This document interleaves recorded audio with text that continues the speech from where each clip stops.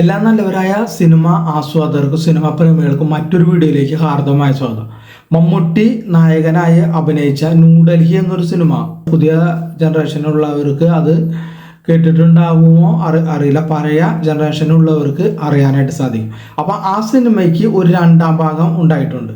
നമുക്ക് അതിനെക്കുറിച്ച് ഈ വീഡിയോയിലൂടെ ഒന്ന് നോക്കാം.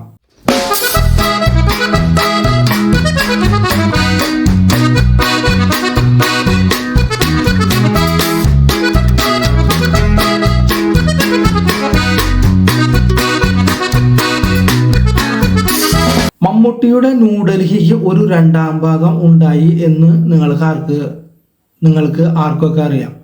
അത് മലയാളത്തിലല്ല, തമിഴിലാണെന്ന് മാത്രം. മമ്മൂട്ടി തുടർ പരാജയങ്ങൾ പെട്ട് ആകെ തകർന്നു നിൽക്കുന്ന ഒരു സമയമായിരുന്നു.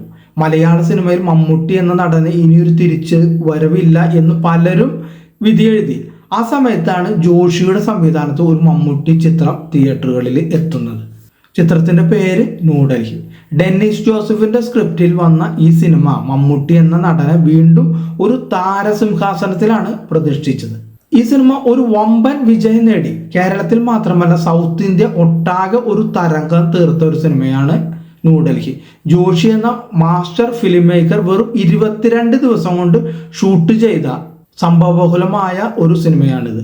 ഇതിൽ സത്യരാജ് ആയിരുന്നു ആദ്യം വിഷ്ണു എന്ന കഥാപാത്രം അവതരിപ്പിക്കാനായിട്ടിരുന്നത്. പിന്നീട് അത് ത്യാഗരാജനിലേക്കാണ് എത്തിയത്. അദ്ദേഹവും മമ്മൂട്ടിയെ പോലെ തന്നെ തമിഴ്നാട്ടിൽ തകർന്നു നിൽക്കുന്ന ഒരു സമയമായിരുന്നു അത്. അന്നേ വരെ മലയാള സിനിമ എന്നാൽ അഡൾട്ട് സിനിമകളാണ് എന്ന ലെവലിൽ കണ്ടിരുന്ന തമിഴ് ഓഡിയൻസിന് ന്യൂഡൽഹി കണ്ടിട്ട് ഒരു അന്തം വിട്ടു എന്നാണ് പറയപ്പെടുന്നത്. ചെന്നൈയിലെ സഫയർ തിയേറ്ററിൽ 100 ദിവസം റെഗുലർ ഷോ കളിച്ച് ന്യൂഡൽഹി എന്ന മലയാള ചിത്രം തമിഴ്നാട്ടിൽ ഒരു ചരിത്ര സംഭവം ആയിട്ട് മാറി. അതും ഒരു പാട്ടോ ഒരു ഡാൻസോ ഒരു മസാല എലമെന്റോ ഒന്നുമില്ലാത്ത, പൊതുവിൽ തമിഴ്നാട്ടിലൊക്കെ സിനിമകൾ ഹിറ്റാവാൻ നല്ല അടിപൊളി പാട്ട്, ഡാൻസ്, അതുപോലെ മസാല ചേർത്ത പാട്ടുകളെല്ലാം വേണം. പക്ഷെ ഇതൊന്നും ഇല്ലാതെയാണ് ന്യൂഡൽഹി എന്ന സിനിമ അവിടെ ഇത്രയും ദിവസം ഓടിയത്. ആ സമയത്ത് പടം കണ്ട സൂപ്പർ സ്റ്റാർ സാക്ഷ രജനികാന്ത് ഈ സിനിമ തന്നെ വെച്ച് റീമേക്ക് ചെയ്യണമെന്ന ആവശ്യമായി സംവിധായകൻ ജോഷിയെയും ഡെന്നിസ് ജോസഫിനെയും അങ്ങോട്ട് പോയി കണ്ടിട്ട് ഉണ്ടായിരുന്നു.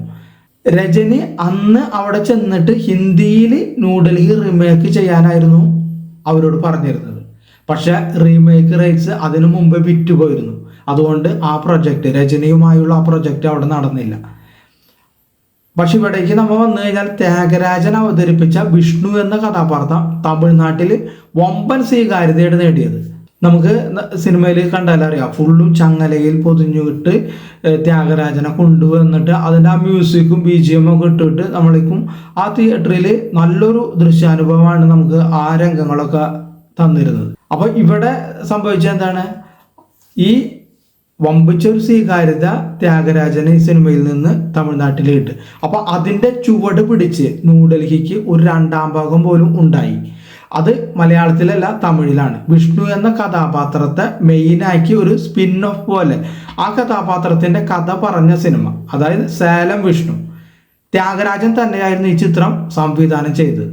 ഈ സിനിമയ്ക്ക് മറ്റൊരു ഗുണം കൂടി ഉണ്ടായെന്ന് വെച്ചാൽ ഫീൽഡ് ഔട്ട് ആയി എന്ന് പറഞ്ഞിരുന്ന മമ്മൂട്ടി എന്ന കഥാപാത്രത്തെ എല്ലാവരും വിലയിരുത്തുന്ന ആ സമയത്ത് മലയാളത്തിൽ ശക്തമായ ഒരു തിരിച്ചുവരവാണ് മമ്മൂട്ടിക്ക് ഈ സിനിമയിൽ നിന്ന് വരാനായിട്ട് സാധിച്ചത്. എന്ന് മാത്രമല്ല, തമിഴിൽ മലയാള സിനിമയിലേക്ക് പുതിയൊരു മാർക്കറ്റ് കൂടി തുറന്നു കൊടുത്തു ന്യൂഡൽഹി എന്ന് പറയുന്ന ഈ സിനിമ.